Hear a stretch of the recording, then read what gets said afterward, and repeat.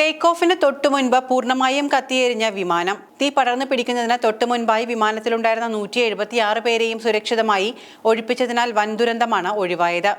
ദക്ഷിണ കൊറിയയിലാണ് സംഭവം. Air Busan ഫ്ലൈറ്റാണ് take ഓഫിന് തൊട്ടു മുൻപായി റൺവേയിൽ കിടക്കുന്നതിനിടെ അപകടത്തിൽപ്പെട്ടത്. 17 വർഷമായി പ്രവർത്തിക്കുന്ന എയർബസ് A321 CEO മോഡൽ വിമാനമാണ് കത്തിയെരിഞ്ഞത്. ദക്ഷിണ കൊറിയയിലെ ഏഷ്യാന എയർലൈൻസിന്റെ ബജറ്റ് എയർലൈനാണ് എയർ ബുസാൻ. തീപിടുത്തത്തിനുള്ള കാരണം ഇതുവരെയും കണ്ടെത്താൻ കഴിഞ്ഞിട്ടില്ല. സംഭവത്തിൽ അന്വേഷണം തുടരുകയാണ്. ദക്ഷിണ കൊറിയയിലെ ഗിംഹെ അന്താരാഷ്ട്ര വിമാനത്താവളത്തിൽ നിന്ന് പുറപ്പെടാനിരുന്ന വിമാനമാണ് കത്തിനശിച്ചത്. 169 യാത്രക്കാരും 7 ജീവനക്കാരുമാണ് വിമാനത്തിലുണ്ടായിരുന്നത്. തീപ്പൊരി കണ്ടതിന് തൊട്ടു പിന്നാലെ ഇവരെ ഒഴിപ്പിച്ചതാണ് വലിയ ദുരന്തം ഒഴിവാകാൻ കാരണം. സംഭവത്തിൽ 7 പേർക്ക് പരിക്കേറ്റതായും ചില അന്താരാഷ്ട്ര മാധ്യമങ്ങൾ റിപ്പോർട്ട് ചെയ്തിട്ടുണ്ട്. 1 മാസം മുൻപായിരുന്നു മറ്റൊരു വിമാനാപകടം ദക്ഷിണ കൊറിയയിൽ നടന്നത്. ലോകത്തെ നടുക്കിയ ദുരന്തത്തിൽ 175 പേരാണ് അന്ന് മരിച്ചത്.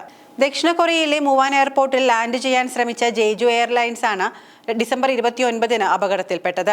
അതേസമയം ജെജു എയർ വിമാനാപകടത്തെക്കുറിച്ച് അന്വേഷിക്കുന്ന ദക്ഷിണ കൊറിയൻ അധികൃതർ UN വ്യോമയാന ഏജൻസിക്കും അമേരിക്ക, ഫ്രാൻസ്, തായ്ലാന്റ് അധികൃതർക്കും പ്രാഥമിക അപകട റിപ്പോർട്ട് സമർപ്പിച്ചു.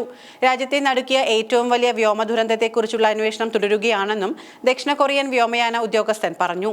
പക്ഷി ആക്രമണത്തിന്റെ പങ്കിനെ കേന്ദ്രീകരിച്ചും എഞ്ചിനുകളുടെയും ലോക്കലൈസർ ലാൻഡിംഗ് ഗൈഡൻസ് ഘടനയുടെയും വിശകലനത്തെക്കുറിച്ചും ദക്ഷിണ കൊറിയ UN നൽകിയ റിപ്പോർട്ടിൽ പറയുന്നുണ്ട്. UN ഏജൻസിയായ ഇന്റർനാഷണൽ സിവിൽ ഏവിയേഷൻ ഓർഗനൈസേഷൻ അപകടം നടന്ന 30 ദിവസത്തിനകം പ്രാഥമിക റിപ്പോർട്ട് ഹാജരാക്കാൻ ഉത്തരവിട്ടിരുന്നു. ഇതിന്റെ അടിസ്ഥാനത്തിലാണ് ദക്ഷിണ കൊറിയ വിമാനാപകടം സംബന്ധിച്ച അന്വേഷണ റിപ്പോർട്ട് UN ഏജൻസിക്ക് കൈമാറിയത്. ബാങ്കോക്കിൽ നിന്ന് മുവാൻ ഇന്റർനാഷണൽ എയർപോർട്ടിൽ എത്തേണ്ട ബോയിങ് 737-800 ജെറ്റ് അടിയന്തര ലാൻഡിംഗ് നടത്തുമ്പോൾ റൺവേ മറികടന്ന് ലോക്കലൈസർ ഘടനയിലേക്ക് വിമാനം ഇടിച്ചു കയറുകയായിരുന്നു.